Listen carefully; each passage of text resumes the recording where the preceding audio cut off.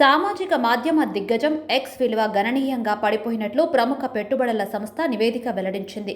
యూజర్ల సంఖ్య తగ్గడం, వాణిజ్య ప్రకటనల ఆదాయంలో కుంగుబాటు, కంటెంట్పై ఆందోళనలు వంటివి దీనికి కారణమని పేర్కొంది. ఎక్స్ను బిలియనీర్ ఎలాన్ మస్క్ 2022 అక్టోబర్లో $44 బిలియన్ సొంతం చేసుకున్న విషయం తెలిసిందే.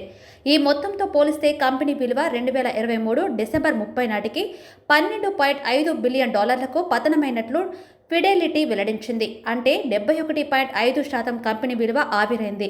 మాస్క్ దాన్ని సొంతం చేసుకున్న కొన్ని నెలల్లోనే యూజర్ల సంఖ్య 15% తగ్గినట్లు తెలిపింది. ట్విట్టర్ పేరును ఎక్స్గా మార్చడం సహా మాస్క్ హయాంలో అనేక మార్పులు చోటు చేసుకున్నాయి. దాదాపు 50% మంది ఉద్యోగులను తొలగించారు. కంటెంట్ నియంత్రణ విషయంలో ఉదార విధానాలను అమలు చేస్తున్నారు. ఈ క్రమంలో తప్పుడు సమాచారం ఎక్స్లో ఎక్కువవుతుందనే ఆందోళనలు వ్యక్తమయ్యాయి.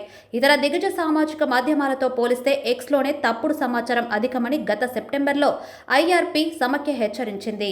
ఎక్స్లో వచ్చిన మార్పులు సమాచార నియంత్రణ విధానాలను నిరసిస్తూ పలు సంస్థలు వాణిజ్య ప్రకటనలు నిలిపివేశాయి. ఇజ్రాయెల్ వ్యతిరేక పోస్టులకు మాస్క్ మద్దతు తెలపడాన్ని ఆక్షేపిస్తూ డిస్నీ, యాపిల్, కోకా కోలా వంటి సంస్థలు దూరమయ్యాయి. అయితే ఈ సంస్థలు దూరమవడం వల్ల ఎక్స్కు యాడ్ల ద్వారా వస్తున్న ఆదాయం తగ్గుతూ వచ్చింది. అయితే ఈ ప్రాబ్లంను Musk, Coca Cola, Apple, Disney సంస్థలతో చర్చించి తిరిగి మళ్లీ యాడ్స్ వచ్చేలా చేయగలిగారు. కానీ వారు యాడ్స్ ఇవ్వడం మానేసిన సమయంలో వాటిన నష్టాన్ని కవర్ చేయలేకపోయారు బిలియనర్ ఎలాన్ మస్క్. కాగా బ్లూంబెర్గ్ బిలియనీర్స్ సూచీ ప్రకారం 2024 జనవరి 4 నాటికి మాస్క్ $220 బిలియన్ సంపదతో ప్రపంచంలోని అత్యంత సంపన్నుడిగా కొనసాగుతున్నారు.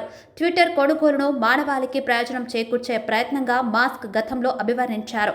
అయితే ఈ కొనుగోలు సమయంలో ట్విట్టర్ యాజమాన్యంతో మాస్క్ ఎంతో గందరగోళ పరిస్థితుల్లోకి నెట్టేశారు. ఎన్నో కాంట్రవర్సీలు, ఆందోళనకర అనుభవాలు, కోర్టు మార్షల్స్ ఎదుర్కొన్న మాస్క్ చివరాఖరుకు $44 బిలియన్ ట్విట్టర్ సోషల్ మీడియా సంస్థను సొంతం చేసుకున్నారు.